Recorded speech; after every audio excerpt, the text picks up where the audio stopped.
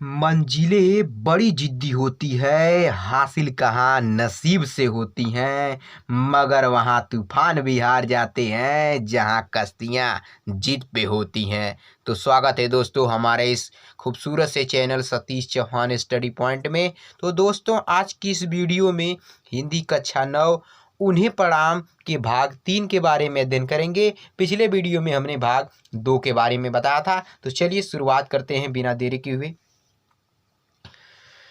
उन्हें जीने है नहीं जगत में अपना काम, राजा से बन गए भिखारी तज आराम, दर दर भीख मांगते सहते वर्षा घाम, दो सूखी मधुकरियाँ दे देती विश्राम, जिनकी आत्मा सदा सत्य का करती शोध, जिनको है अपनी गौरव गरिमा का बोध, जिन्हें दुखी पर दया क्रूर पर आता क्रोध, अत्याचारों का अभिष्ट जिनको प्रतिशोध, उन्हें प्रणाम सतत प्रणाम, उन्हें प्रणाम सतत प्रणाम। तो इस पद्यांश में कवि ने आदर्श नेता के लक्षण बताते हुए उनको सादर प्रणाम किया है कि जो हमारे जिंदगी में आदर्श नेता हैं वे हमारे जीवन में कि कौन कौन से कार्य करते हैं। आइए देखते हैं कि वो कौन से काम हैं जिनके कारण कवि ने आदर्श नेताओं को प्रणाम किया है। उन्हें जिन्हें है नहीं जगत में अपना काम, उन्हें मिस उन लोगों को जिन्हें मिस जिन्होंने, नहीं मिस नहीं जगत माने संसार में अपना काम माने अपना काम। कवि कहता है कि जिन जन नायकों को संसार में अपने लिए कोई भी काम नहीं करना होता है, अर्थात जो सदा दूसरों के लिए काम करते हैं। राजा से बन गए भिखारी तज आराम, राजा से बन गए भिखारी, तज माने छोड़कर, आराम मिस आराम। और जो जन सेवा के लिए जिन्होंने आराम त्याग दिया है और अपना सब कुछ दान करके भिखारी जैसा जीवन बना लिया है। दर दर भीख मांगते सहते वर्षा घाम, दर दर माने द्वार द्वार, भीख मांगते मिस भीख मांग, सहते माने सहन करते, वर्षा मिस वर्षा घाम माने धूप। कि कवि बता रहा है कि जो दूसरों के लिए द्वार द्वार भिक्षा मांगा करते हैं, वर्षा और धूप की भी चिंता नहीं करते। दो सूखी मधुकरियाँ दे देती विश्राम, दो मिस दो सूखी माने सूखी हुई, मधुकरियाँ माने रोटियाँ, दे देती मिस दे देती हैं, विश्राम माने संतोष।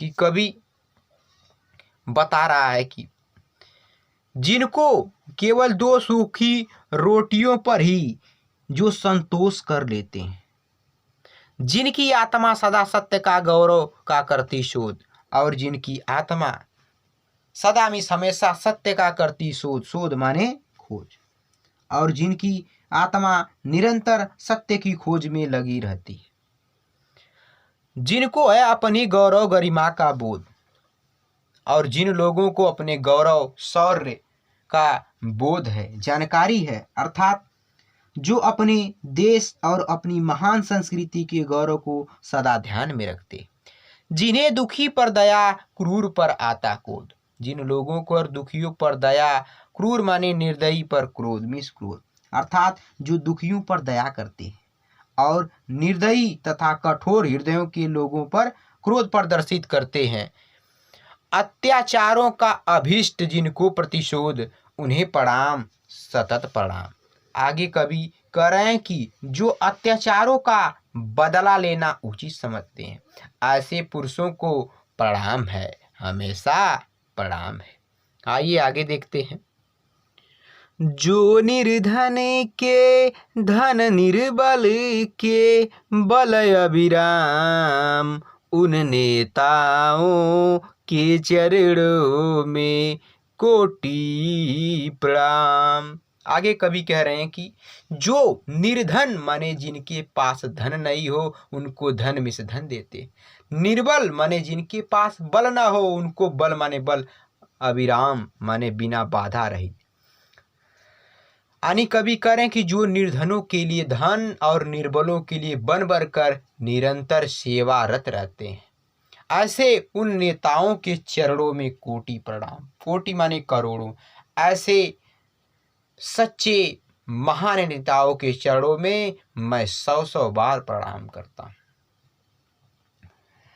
मातृभूमि का जगा जिन्हें ऐसा अनुराग, यौवन में ही लिया जिन्होंने है बैराग। नगर नगर की, ग्राम ग्राम की छानी धूल, समझे जिससे सोई जनता अपनी भूल।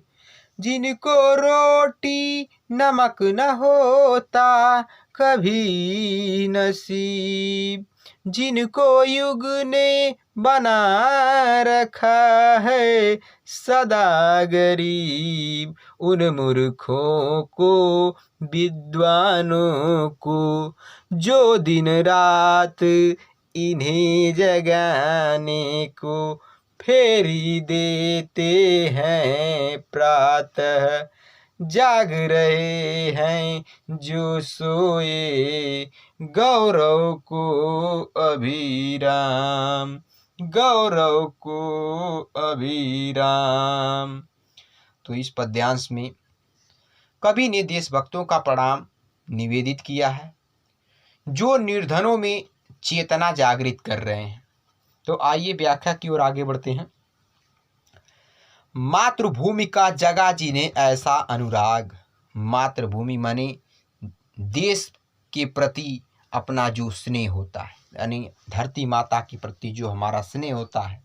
अनुराग माने प्रेम, कि जगा माने उत्पन्न हुआ।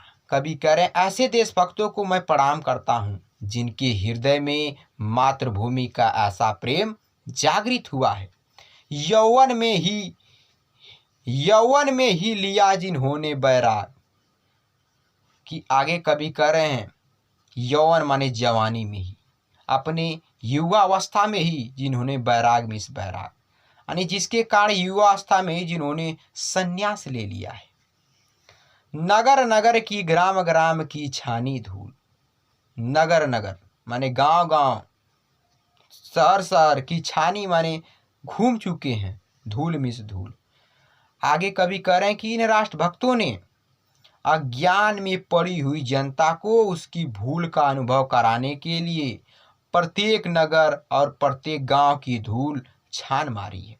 अर्थात अनेक बार नगर नगर और गांव गांव में चेतना जागृत करने के लिए घूमे।